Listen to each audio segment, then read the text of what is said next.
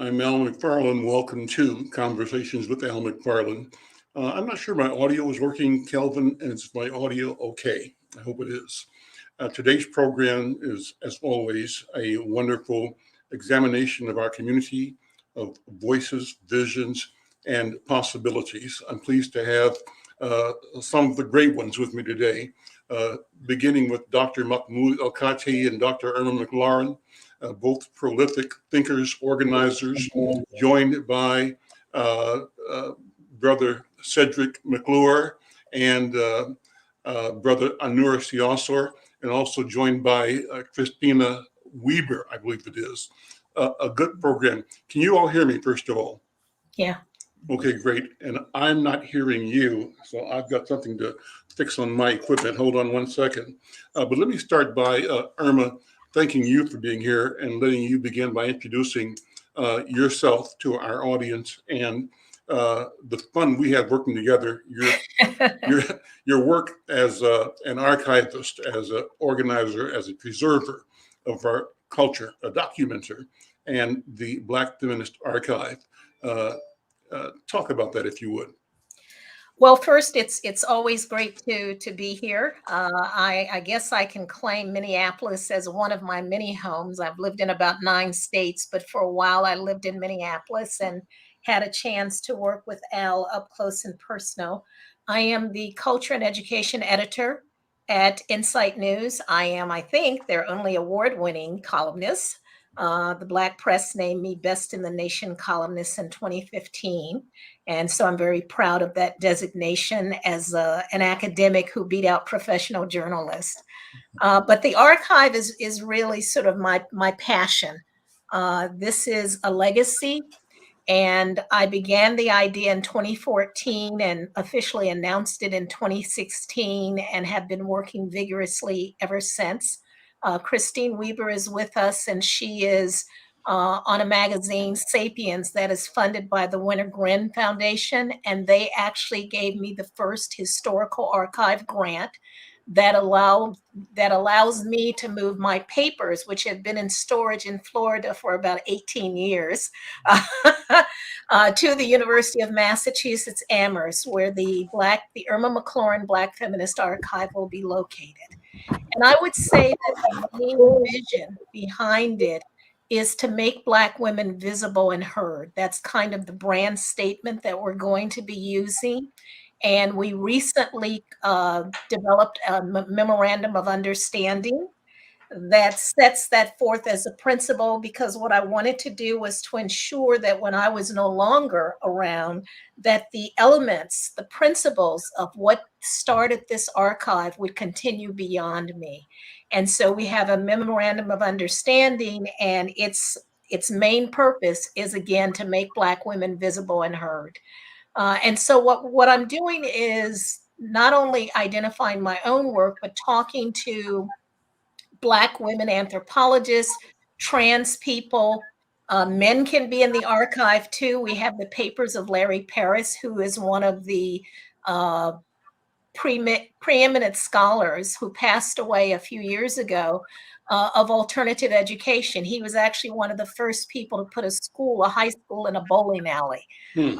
And so he's someone that I knew when I was 16. I attended Yale Summer High School.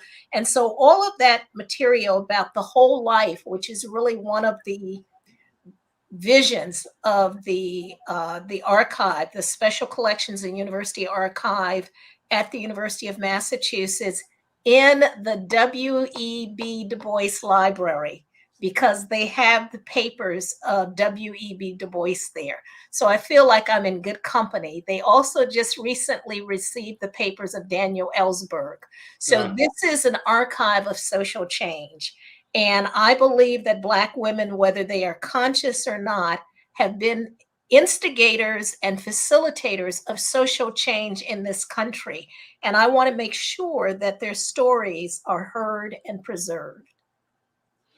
Awesome. The whole question of preserving our story is so important. Christina, jump in here if you would, from your perspective as a part of the Sapiens organization, right? Why is this so critical? Oh my. We have a long history to recover from, right? And to reckon with. And so I feel like we continuously are beginning, but there's this still, a long influence of white supremacy in this country and around the world that has just oppressed and left behind so many voices and so many perspectives that are absolutely essential, not only for the African diaspora, but also for the rest of us. I think of, my long experience, reading Alice Walker and Zora Neale Hurston, and totally being shaped and influenced by their words and their lives and their stories. I can't imagine not having those. And so I was very moved by learning about Dr. Irma's effort with the archive. And I feel like we absolutely need to center BIPOC voices and lives and histories and futures, for all of us, but particularly to recover from our racist history. And so I'm the copy editor and poetry editor at Sapiens Magazine. And we translate anthropological research for a general audience. And so we feel that, centering marginalized voices, particularly anthropology, is incredibly important and is really how we're going to build a just future. That we can't do that unless we change the game, right? Unless we change how we've been working and the voices that we've been focusing on. So, Well, thanks to. Could I jump in here and, Sure, go ahead. an exclamation point? Mm-hmm. I think it is not overstatement or hyperbole to say there is no American narrative without the voices of Black people in this country. Mm-hmm. You cannot write, you can try to, but you cannot write a story of the formation of this country without including Indigenous voices and Black voices. And anything other than that is not an authentic story. And so I look at like what Ken Burns has done.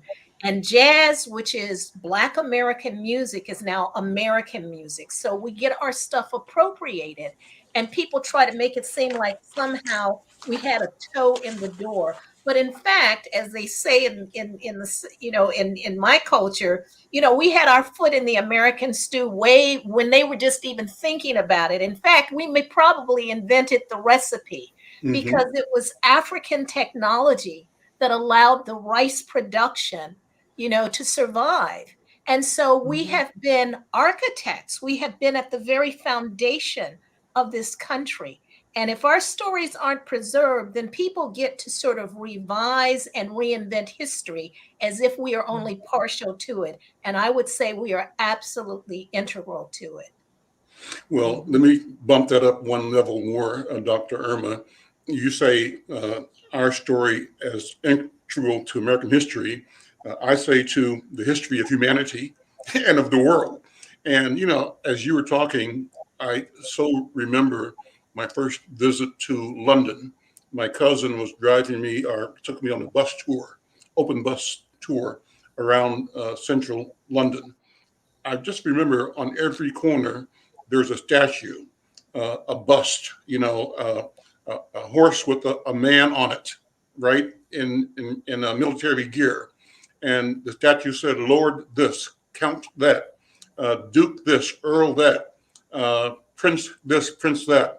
But all these reminders of a narrative, a story that facilitated the Englanders, the Londoners' sense of who they are. And so I said, no wonder these guys think they run the world, because they tell that to themselves every day, all day, 24/7. And at some point in time, Dr. Irma, I say it's our duty to both document and create, preserve, and protect and project our story for our own selves and for our own sanity, our own history's sake, but also for the truth that humanity deserves. We are the source, I believe, of what human beings can be and will be. You know, I wanted to ask you too, Dr. Irma, to maybe you pull up one of your poems before the show is over, and maybe the one that we have published in this week's issue of Insight News. I'm going to hold up the cover picture of you here on Insight, holding up the book on the women of Belize. But thank you so much for being here and for doing what you do. Thank you for being a part of the Insight team. Let me correct you on one thing. There have been several award winners from Insight on the national, but you certainly are among great people that are doing great work for our publication. I want to talk about two other things that we featured in this paper, yesterday's paper. One, the upcoming Mahmoud El Qadi lecture at it's called the Distinguished Lectureship in American Studies in the Hill Ballroom at Kagan Commons at McAllister College. And it was going to feature this Friday the author Kiese Lehman. That's changed. I asked Cedric McClure, who's organized that, to be here and update our listeners and viewers on this Friday's event. But we're also promoting and celebrating the work of Dr. Travis Dixon, who'll be here in another week or so as part of the 2021 Sankofa series. And the organizer of that and the leader of that is Brother Anura C. Asar, and he's with Brother Elder Mahmoud El Qadi. So this is going to be a great program. Cedric, let me go to you first and talk about what's happening this Friday. I was so looking forward to hearing from Kiese Lehman, and I came across him by talking to Mahmoud El Qadi, who just was excited about the potential of his visit here. Where do we stand with that? Yes, thank you, and good afternoon to all. Congratulations, Dr. Arma, on your award-winning work in around archivists and so forth. But so the distinguished Mahmoud El Qadi Distinguished Lectureship was to feature Dr. Kiese Lehman, but due to a family emergency, he's not going to be able to join us this Friday. I too was looking forward to hearing from him. I became aware of him about 3 years ago when we had a previous lecturer for the El Qadi Lectureship in the person of Mark Lamont Hill, who had said the book that Dr. Lehman had written called Heavy was one of the best books he had ever read in his life. And because of some other obligations and the pandemic, we're excited to have him here this week, and unfortunately we won't have him here. The lectureship, the El Qadi Lectureship here at McAllister has been in place since 2008. And it was established originally by some Black alums, Dr. Stan Berry and Bertram M. Days and Ava B. Daves, who started that lectureship. And we've had a nice lineup and roster of those who are coming in and focusing in on the Black experience, highlighting the contributions, which you heard earlier, pointed to in the country. And we know that Professor Mahmoud has taught at McAllister since between 1970 and 2003, teaching generations of college students here at McAllister. Moreover, there's no community space or center or apartment or street corner, of course, that Professor Mahmoud would bypass in order to also begin to share his powerful story of African people, and particularly the experiences of African Americans and their gifts to this country and to the world. And so lastly, I'll say this Friday, this happened, the cancellation we got last night, and we're going to hear from this Friday, instead of Dr. Lehman, Dr. Crystal Moten, who taught at McAllister till about 5 years ago, is out in Washington, D.C. At the African American Museum as a curator, and she's going to be coming in and to fill that void, if you will, on this Friday. We are still making arrangements for Dr. Moulton to get here, and we'll get the title of it. We'll update many of the advertisements that you saw on social media with this bit of news. But Dr. Moulton focuses on the struggles of African American women for economic justice, particularly in urban spaces in the North. And we were so pleased to have her about 5 or 6 years at Macalester, following in that tradition of Professor Mahmoud in teaching not only on campus, but also in the Rondo community as well. Great, thank you. And Nura, if you're there, I'm going to have you introduce first Dr. Mahmoud Al-Qadi, Brother Mahmoud Al-Qadi, but talk about the event coming up on the 12th, and that is the presentation of Dr. Travis Dixon, who's going to be the Sankofa series speaker. Yeah, Hey, I'm going to let Brother Nura do that for me. yeah, okay. Hello, everybody. Hey. Thank you, Al, for inviting us. I'm here with Mahmoud Al-Qadi, who will be speaking in a second. But the Friday after, November 12th, we'll have Dr. Travis Dixon here. This was our Sankofa series, which is a series based on discussions that come out from our community. And that from that discussion, we have a keynote speaker come in to talk about that. But also, we have a publication that some local Minnesotans or Minnesotan will write in correspondence or conjunction with that meeting. And so actually this year, it's about Blacks in media, and Al McFarlane is our guest editor for an anthology that'll be coming out actually next year for the next Sankofa event. Yeah, so it's Friday, November 12th, and with the keynote speaker, we'll have some entertainment and some food, but also we'll have tabletop facilitated discussions by some of our high school and college age youth that'll help follow up with what he's talking about with the community and broad. So we'll be at the Wilder Foundation Center in St. Paul off Lexington and University, but it's also can be it's going to be live streamed on Facebook and YouTube on In Black Inc.'s YouTube page and Facebook page. And so there's information on inblackinc.org website there, or the Facebook page, and we hope everybody can come out. I'm Al McFarlane. This is Conversations with Al McFarlane. As I promised, a great program, just some of the most beautiful minds that I know here to talk about us, our people, our community, our society. And I listen with rapt attention always to Brother Mahmoud Al-Qadi, a jewel and a repository of both knowledge and wisdom, inspiration, and motivation. Brother Mahmoud, good to see you. Good to see you, Albert. First and foremost, I want to say hi to Dr. McLaren. Good to see your lovely, lovely face again, and your comrade, Christine. I know you're traveling in pretty high cotton when you're around Dr. McLaren. Okay, that's what the old folks used to say down south. Yeah, yeah, we are at another stage in our history. Some people don't believe this, but it's a fact. Everything changes all the time. Donald Trump can't stop that.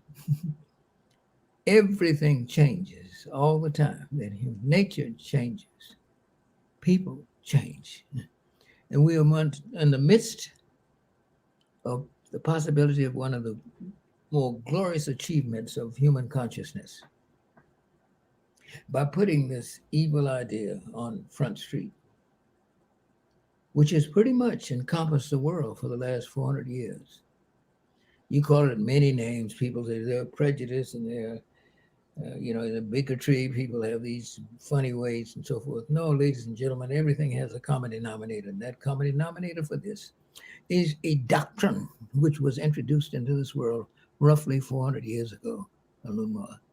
That doctrine, like the communism is a doctrine, it's the vision to people see the world through their eyes, through their doctrine. That doctrine for modern Europeans, and by extension, Americans, racism wasn't born in America. It was brought here. It was brought here under the doctrine of white supremacy.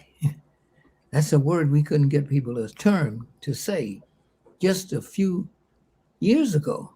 I'm looking at some of my old papers, 25 years ago. Black or white liberals could not say what the common denominator was. It's the doctrine of white supremacy, which has superseded Christianity as a way to view the world. And it's a new doctrine. It's a doctrine that brought into being things that people in the concepts never heard of. The white man. It's nonsense. The Negro. Try to convince an African that he's a Negro. Indians who didn't live in India. Europe. Europe is not a continent. Everybody can count the continents, and that's 7. It's the peninsula of Western Asia. And we have to face this. That's not against anybody. That's just a fact. The thing about academics, and too many of them, and I love them too, by the fact there's some horrible people among them, they argue over all sorts of things. I say that about academics. Let me just say this as an apart. Adolf Hitler came to power with the assistance of among the most brightest people in Nazi Germany. Dr. Mengele was a genius. Who did all these cruel things to people. Rome, who organized the Gestapos, was an intellectual. Joseph Goebbels, his propaganda minister, had 2 PhDs. How about that? And he was offered a job. He offered the man who made the horrific movie Birth of a Nation to be the propaganda minister for Nazis. That's important for people to know. Not because Mahmoud said so, because it's a fact. And where you get this from people you would call white. Now let me say something about white. It's a modern construct of there being a white man, a super tribe to which all whites belong. That's not true.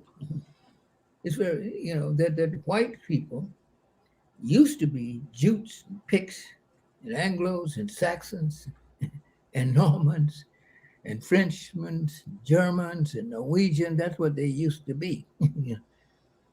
What this thing has converged around the Atlantic slave trade has a lot to do with the man appearing in history as a white supremacist, and that the world is my idea, and the rest of the people are just living in. That's a new idea. Just as there are Negroes, and it's a new idea. The indigenous populations of America, in which there were at least 600 different kinds of peoples inhabiting this land, were not Indians. That's a European definition of America. The Choctaw didn't have a word for all of America. The Chickasaw didn't have a word. A Choctaw might not have known a Zuni existed, for instance. These are the things that we're on the precipice of trying to change the world for the good. Black Americans are on the right side of history. Black Americans are, in essence, the moralists in this drama. Black Americans are the adults in this movie, because what white supremacy has done is stunted not only the spiritual life of so-called white people, but it's affected their intellectual perceptions of things. That's true. You can't deny that. There are white people, not me, who can say that as well as I. That's where I learned some of this stuff from. White people. One of the more distinguished anthropologists in the world to this day is Ashley Montague. That's who turned me on to race as a myth, with a classic work written in 1942, Man's Most Dangerous Myth, The Fallacy of Race. And he was talking about Europeans when the word entered the language in about 1570. No, white people, Caucasian is even newer. Blumenbach, one of the early race thinkers in anthropology, studied the people in the Caucasus, which is right beside Russia. There's a land called the Caucasus, where what is it? Where Caucasians live. He planted that idea. Caucasian is a relatively new word. I was just talking to somebody in the place where my abode is, defining. And so she says, not quite, I'm Caucasian. I said, well, the one thing about what you said is this: you don't know what you're talking about. They mean the same thing. That's one expression of that Blumenbach brought back to, in all of these, studied these tow-headed, very fair people who lived in the Caucasus. It's that recent. And he spread that thing back in Western Europe, beginning with the most Western of Western Europeans, and that is the Scandinavian family, who are in fact lighter than other Europeans. You know, they're more blue eyes, you'll find. They're more tow-headed people. Europeans were not a race. They called themselves races. You don't have to go back that far to see that the word race and nationalism was interchangeably used. The French race, the Irish race. The Irish were once defined as a race. The Irish race. People know this. People at the University of Minnesota know this. People at Princeton and Harvard and Yale and people in California, they know this. You know what I mean? This is where whites are trapped by their own Frankenstein monster. And Black people have a moral responsibility, not only to themselves, but to humanity. Since you're in the position to expose this, we didn't choose to be this person, but we are in the middle of the perfect storm at this time to try to help free humanity from this powerful myth, which has trapped all of us. Is white supremacy in me. It's not clear. You know, I haven't gotten it all out of it, but you got to be conscious that it exists, and that it is a mythical reality, which turns out to be the enemy, fundamental enemy of the human family. That's unique. It's the human family. Everybody, yeah, Black people have got more than their share of it. Native Americans got more of their share of it. So do people in South Africa. So do people in Australia. So do people in the islands where the Black people are, in the South Pacific Islands and so forth. He's insulted humanity. Let me close with this. Whom I think is a prophet of our times is the late, great, still living James Baldwin. Two things happened to me, he said. I was a young man at 24 years old. But one fine Tuesday, somebody is going to call me nigger just once too often, and somebody's going to die. It's either going to be me or this person, because I'm tired of it. I left this country 24 years old with a handful of dollars in my pocket of francs. I didn't go there for education. I had to get out of here because I might kill somebody of putting up with this. But I went all the way to France to understand who white Americans are. I didn't get it until I got to France.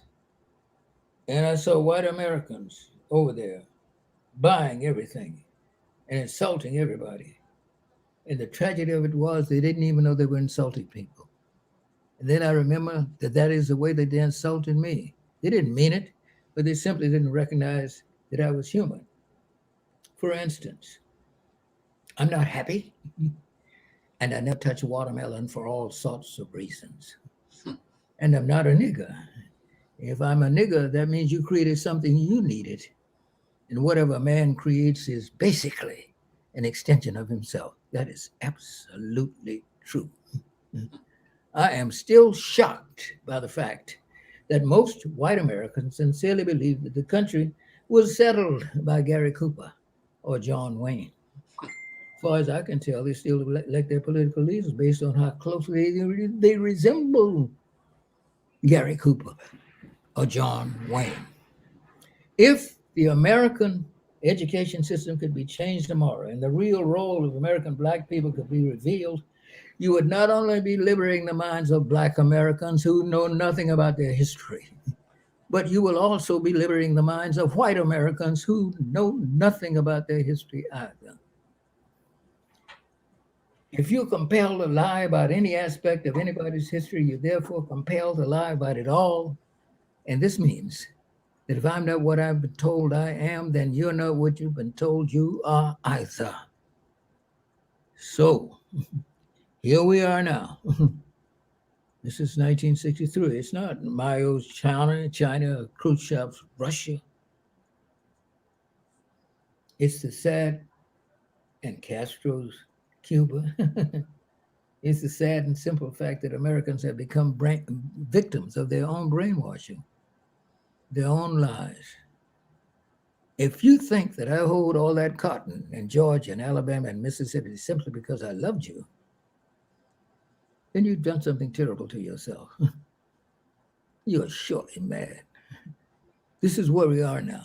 We can't escape it. Black people can't. We have to tell the truth as we understand it.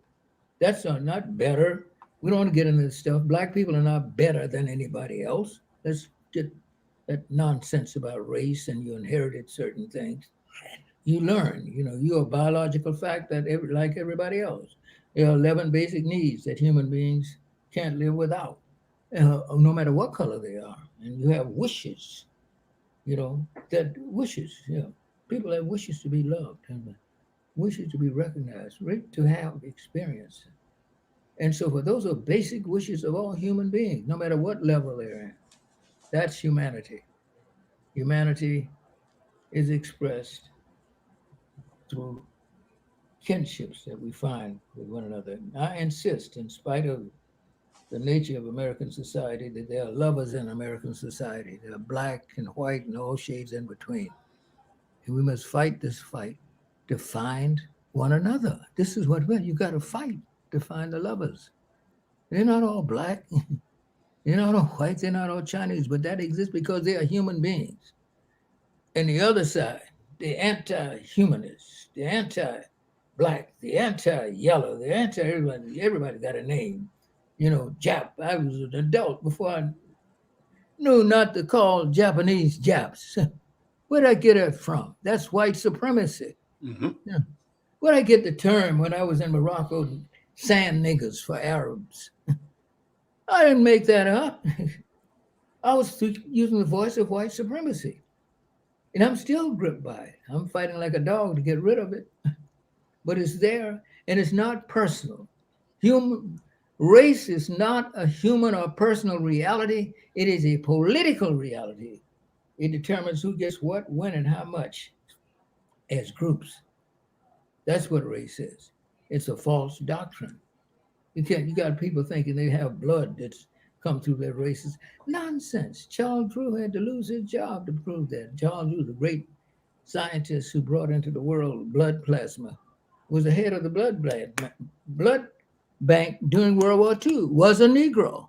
No. Well, where was the head of blood bank? In England, not in his own country. He's the one that made these great discoveries about the blood, and he quit the job because of what? This nonsense about black and white soldiers having different blood. There's white blood, black blood, yellow blood, red. See, that's utter nonsense. Blood comes in types, and all of it's red, and all of it flows in human veins. You have types. I'm a B positive. What are you? None of my children have my blood type. The next 10 white men I meet may be a B positive. What are you talking about? White blood, black blood. Now, people know this. And I think the people who are in some ways worse than the Ku Klux Klan, worse than, Bubba on the back of a pickup truck with a rifle across his lap and the dog and the six-pack, the stereotype, the white man, the poor white person has been stereotyped by that. We got to free him too. We've got to talk to him as a human being. Martin Luther King was right. He said, I was afraid. When people call me radical and they say militant, it said, oh. But I studied and tried to learn, and then I gained a measure of satisfaction by being called all these names, militant, by calling these a radical. Was not Jesus Christ a radical for love? Love your enemy. Bless them that curse you. Do good to them who despitefully use you. You know the story of the Sermon on the Mount. That's a love poem. Yeah, but I'm sorry, folks. I need to stop talking so much. No, we love listening to you. I know Cedric has to leave in a couple of minutes. Yeah. Cedric, let me ask you to one more time and invite people to Friday's event. Then I want to go to Irma, because Irma, I think that what we've talked about sits right in to the poem I've asked you to look at presenting. And I want to also introduce our friend, Dr. Ora Holtz. So this is a good program. I'm loving this. Thank you all. Cedric? Yeah. Yes. Oh, Elder Ora, it's good to see you. It's been a minute. Good to see you. So yeah, you just heard from Professor Mahmoud, and his lectureship will be this Friday, 7 p.m. To 8:30 here at McAllister College in the Caden Hill Ballroom. Again, 7 p.m. to 8:30.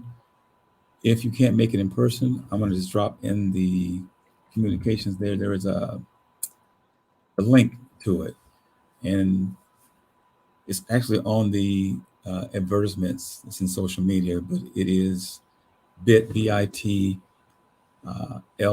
bit.ly /LKT-lectureship 2021. bit.ly /LKATI lectureship 2021. And you might see some information about Dr. Key S.A. Lehman, who had a family emergency and cannot join us this Friday.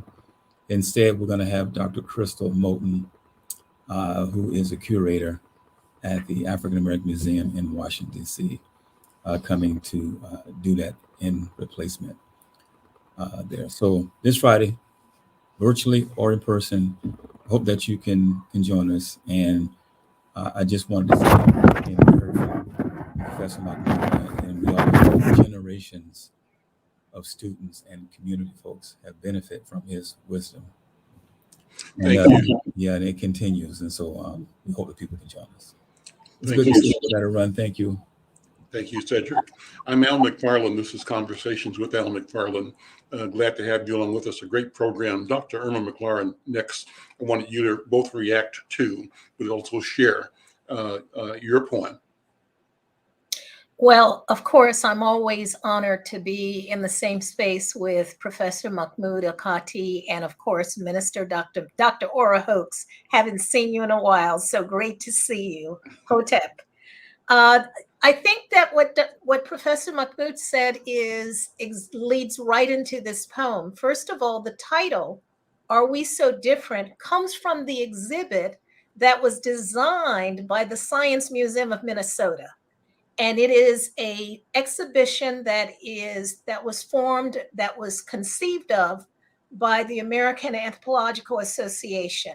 And it was based on a statement that we had as a professional organization about race, and that it's a construction, as Professor Mahmoud has told us. And how do we get the public to understand that?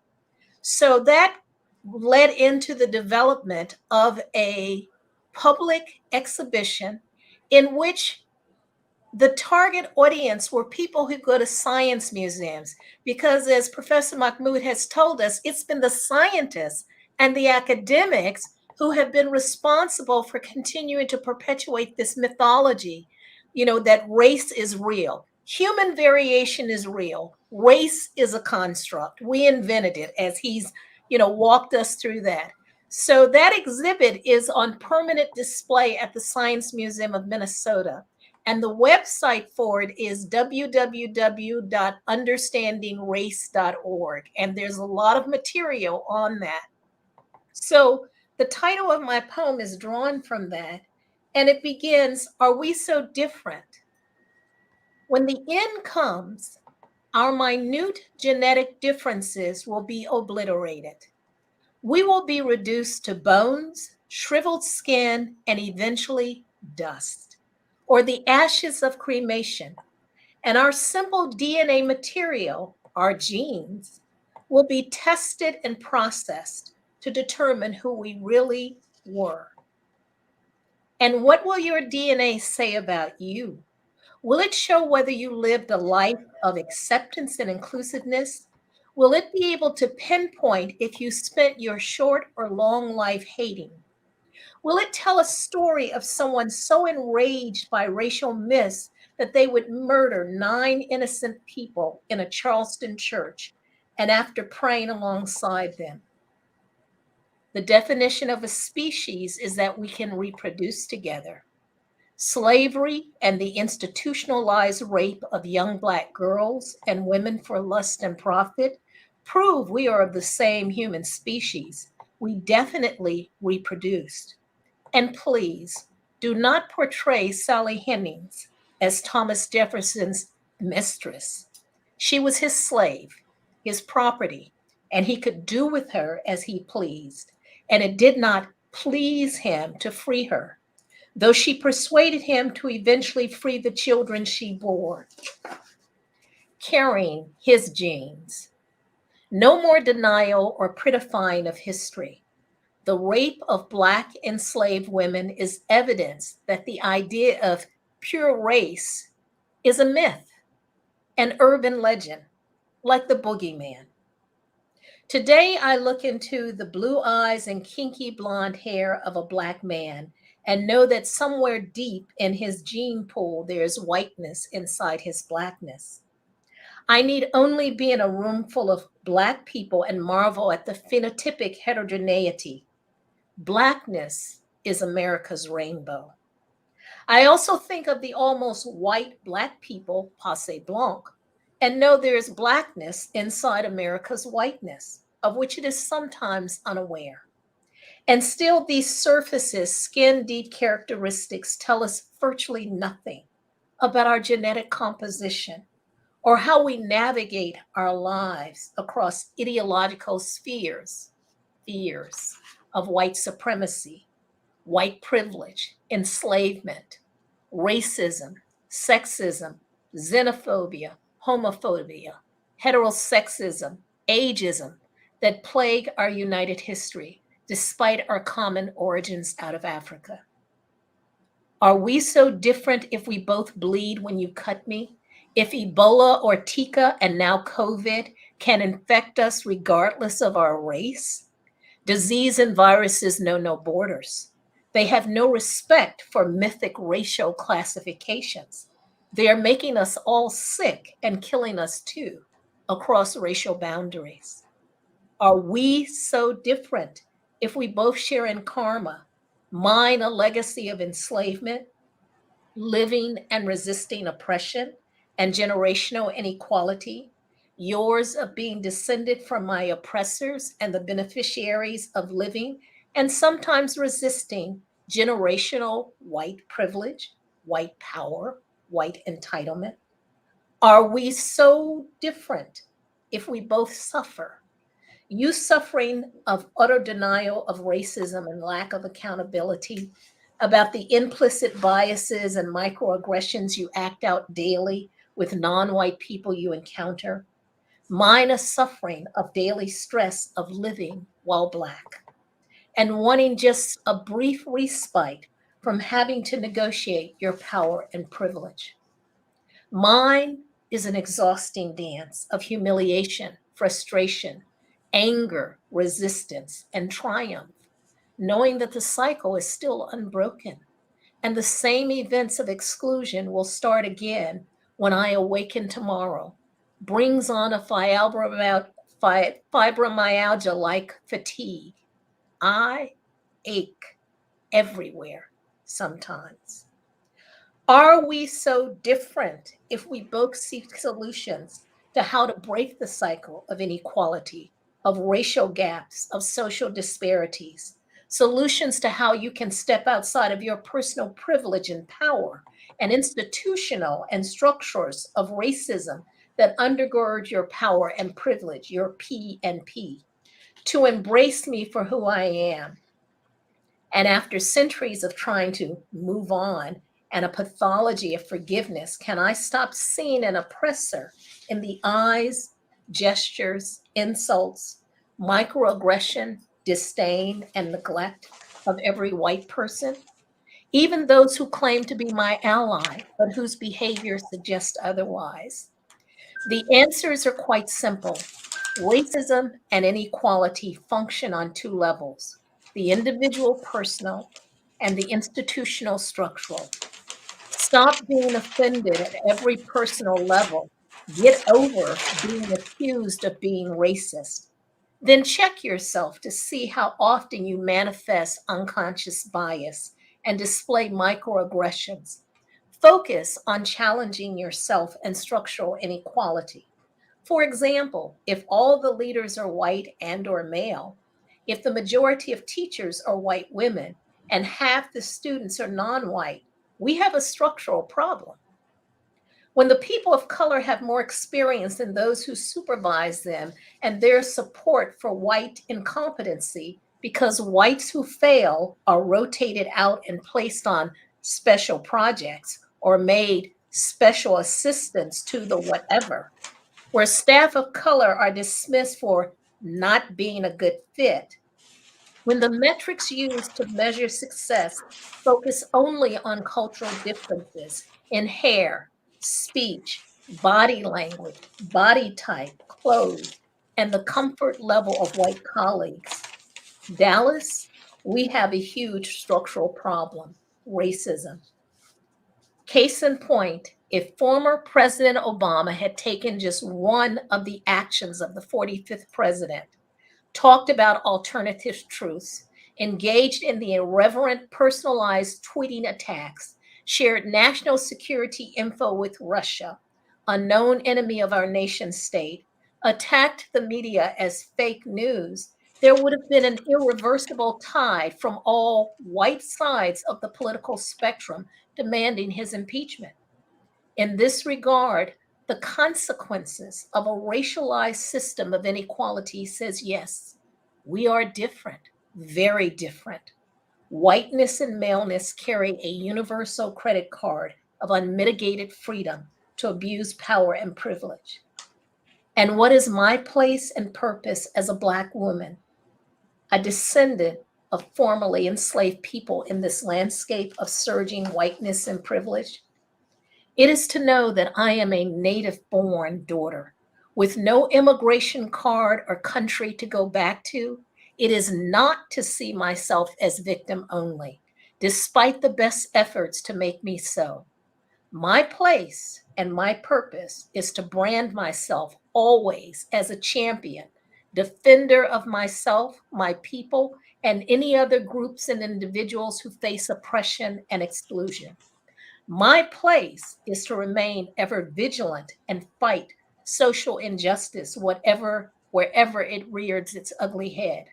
My place is to make this place, this United States, which too often is far from united, to make this place a place for all and not to be overlooked and dismissed because I am a native born, authentic Black American, a descendant of the enslaved Black people whose labor and whose love for this country have been the foundation of America's hope and possibilities, even when it denies us the same. Are we so very different? I think not. We are simply two sides of the same coin, unfortunately entangled in both historic and present day webs of history. and the evidence of the seen and unseen legacy of racism and a people's struggle for liberation. We are two possibilities in America's dilemma. We can choose to enmesh ourselves in prejudice and racism, or choose to be humane, thereby coming to terms with our fate of the very same human mutuality. Wow, wonderful. Great, great, great, Irma.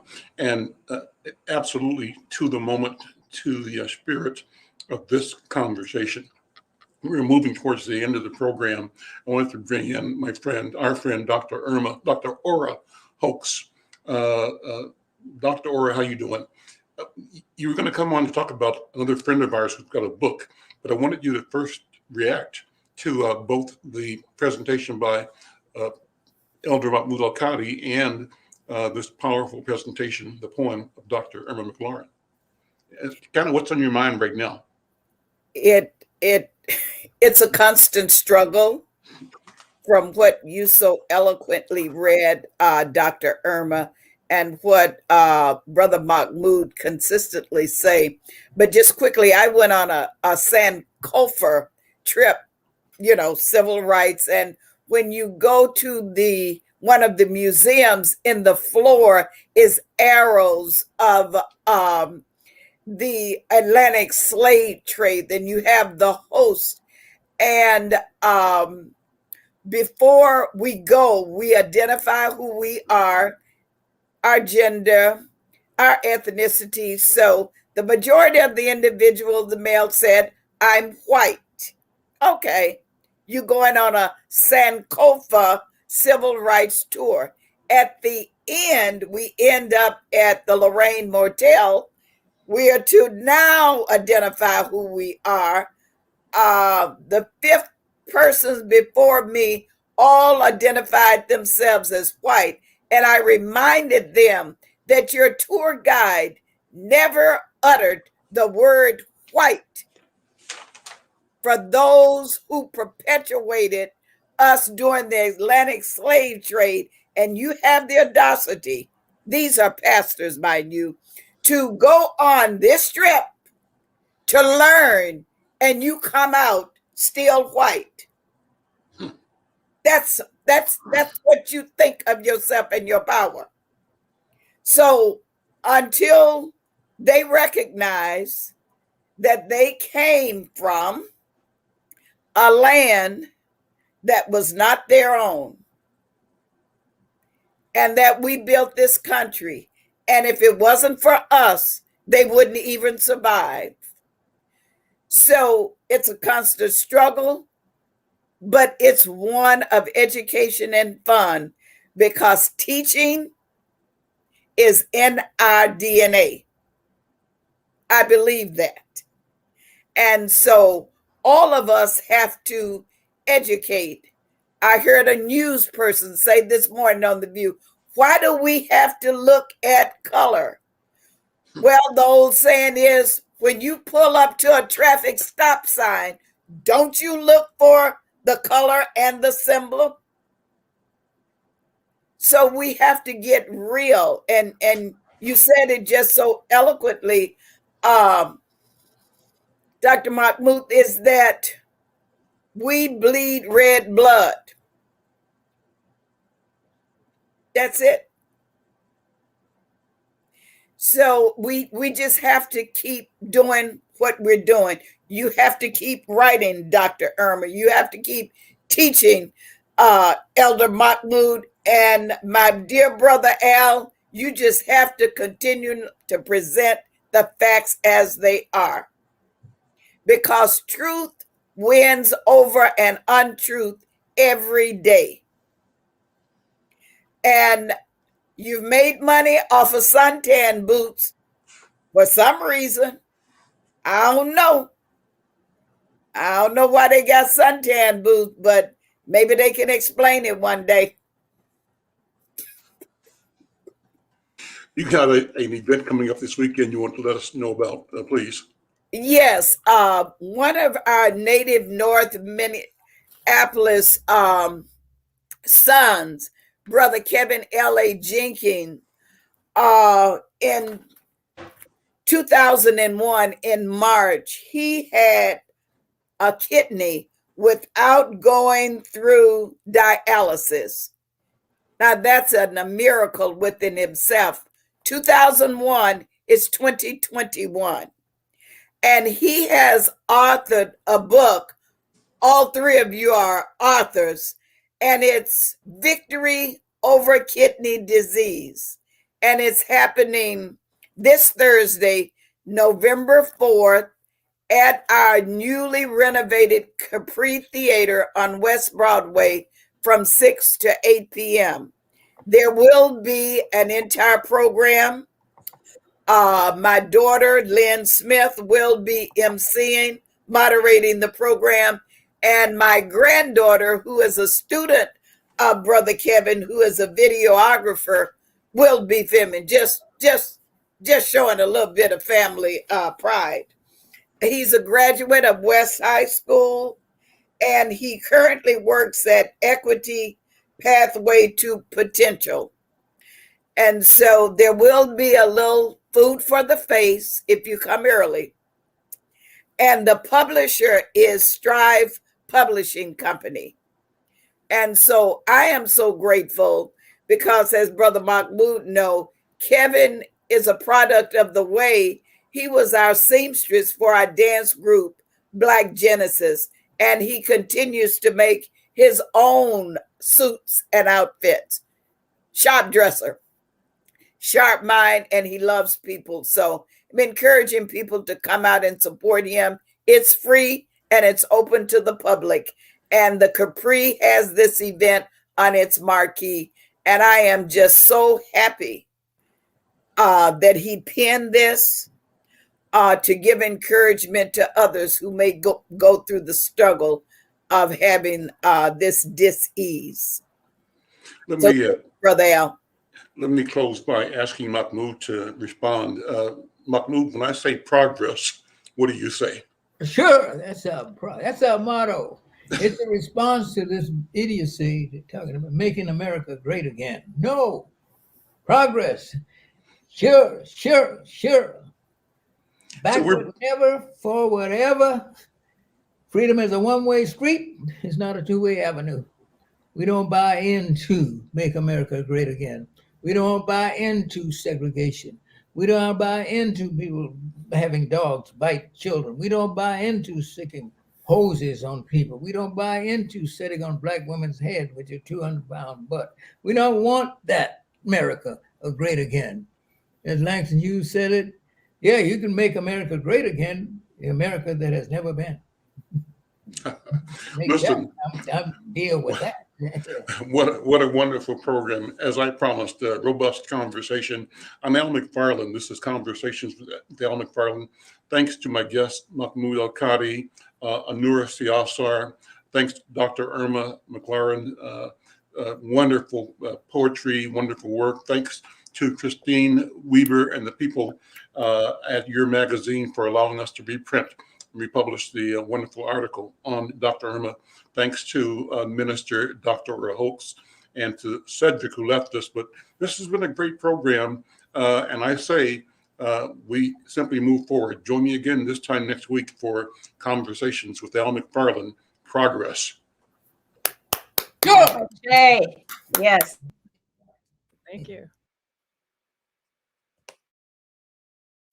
Oh, Queen Justice, where are you?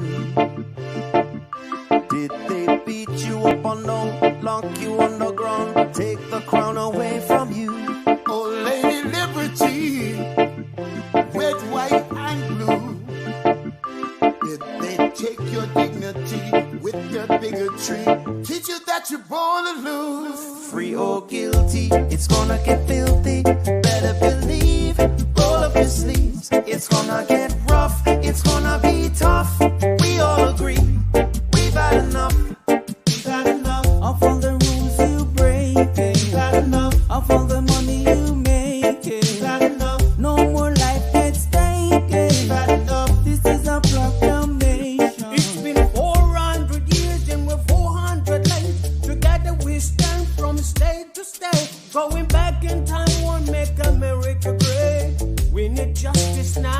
people one way. Action, no more distraction. Every step we take, we gain traction. If it can happen to one, it can happen to all. United we stand, divided we fall. Free or guilty, it's gonna get filthy. Better believe, roll up your sleeves. It's gonna get rough, it's gonna be tough. We all agree, we've had enough. Had enough of all the rules you were breaking. Had enough of all the money you were making. Had enough, no more life gets taken. Had enough, this is a proclamation. Free or guilty, it's gonna get filthy. You better believe, just roll up your sleeves. It's gonna get rough, it's gonna be tough. We all agree, we've had enough. Had enough of all the rules you're breaking. Had enough, all the money you're making. Had enough, no more life gets taken. Had enough, this is the proclamation. We've had enough. Trayvon Martin and Tommy Rice. We've had enough. Michael Brown and Eric gonna pay the price. We've had enough. Philando, Breonna, George Floyd. What? We've had enough. So many gone. How can we fill the void? How can we fill? We've had enough. John Crawford.